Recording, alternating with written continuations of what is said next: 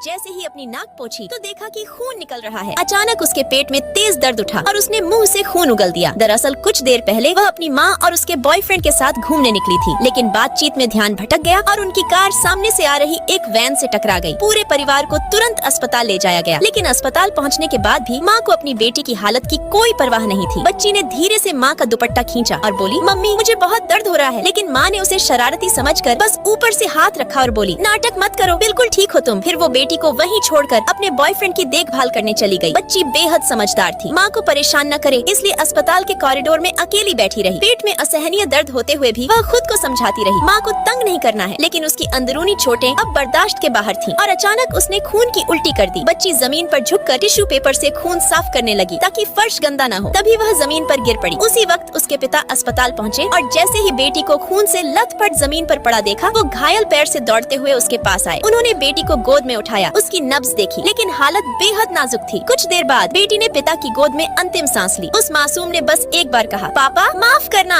और हमेशा के लिए सो गई। पिता टूट गए, जमीन पर गिरकर फूट फूट कर रोने लगे। उनके सामने उनकी नन्ही सी जान, जो कभी पापा पापा कहकर पीछे दौड़ती थी, अब शांत पड़ी थी। उन्होंने अपनी पत्नी को फोन किया, लेकिन उधर से कोई जवाब नहीं आया। उसी वक्त अस्पताल के बाहर माँ हंसती मुस्कुराती अपने बॉयफ्रेंड और पालतू कुत्ते के साथ बाहर निकल रही थी। उसे अपनी बेटी की मौत की खबर तक नहीं थी। पार्ट 2 देखने के लिए कमेंट करो।